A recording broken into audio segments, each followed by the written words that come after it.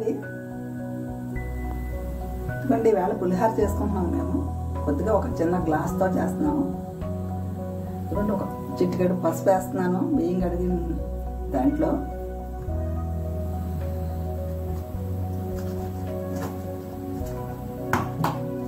కొద్దిగా ఒక half spoon నూనె చుక్కలు వేస్తున్నాను.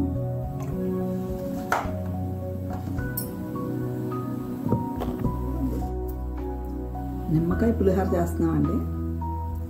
ఇవి ఇందులో గింజలు తీసేస్తాను. తీసేసి ఇవ్వండి కోసి పెట్టుకున్న పచ్చిమిరపకాయ ముక్కలు వేస్తున్నాను.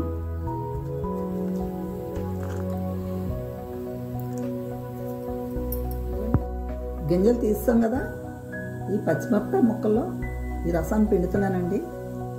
ఇలా చేస్తే చాలా టేస్ట్గా రుచిగా ఉంటుందండి.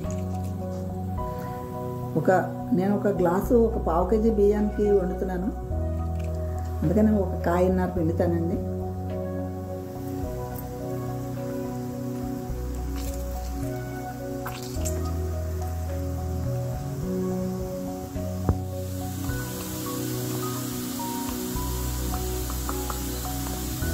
దీంట్లో కొద్దిగా సాల్ట్ వేస్తున్నాను. ఇలా ఇందులో ఈ నిమ్మ నీటిలో ఈ పచ్చిమిరపకాయల ముక్కలు నానుతూ ఉంటేనండి చాలా బాగుంటుంది. మంచి టేస్ట్ వస్తుంది. మంచి వాసన కూడా వస్తుందండి. మంచి వాసన వస్తుంది. తర్వాత ఇదిగోనండి కోసి పెట్టుకున్న పల్లీలు ఒక కప్పుతో, తర్వాత కరివేపాకు, అల్లం ముక్కలు, ఒక 4 ఎండుమిరపకాయలు,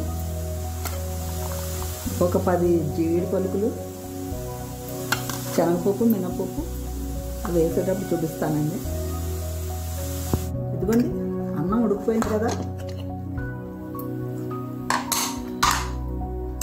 ఇది పళ్ళులో తింపేస్తాను. ఇలా పొడి పొడిగా ఉండాలండి. ఇదిగోండి స్టవ్ వెలిగించి పాన్ పెట్టాం కదండి, ఆయిల్ వేస్తాను.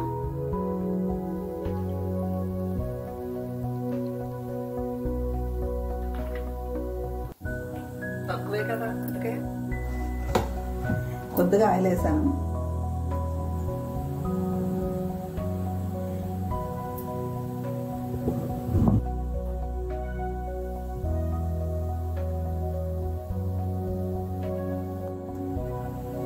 ముందుగా పల్లీలు వేస్తున్నాను. కొంచెం ఎక్కువగానే వేస్తున్నానండి.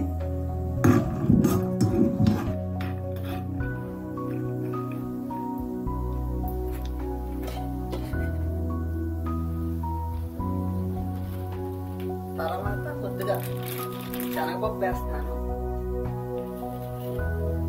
కొద్దిగా మినపప్పు వేస్తున్నాను.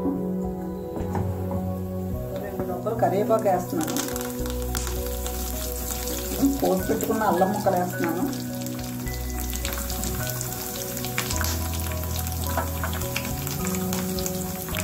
జీడి పలుకులు వేస్తున్నాను.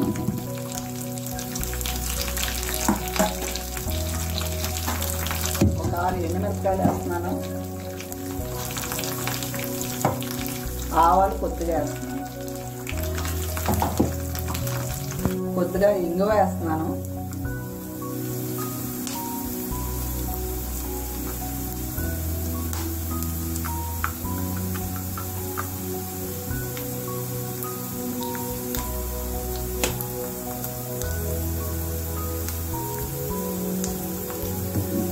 ఏంటిపోయి కదా తీసేస్తున్నాను. అన్నం ఇలా పొడి పొడిగా ఉండాలండి. ఇవి వేపు పెట్టుకున్నాం కదా వేసేస్తున్నాం.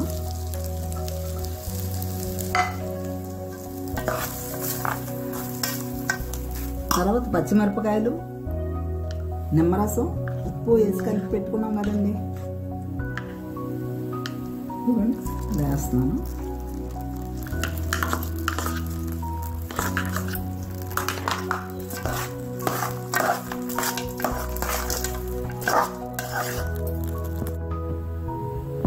పులిహోర రెడీ అండి.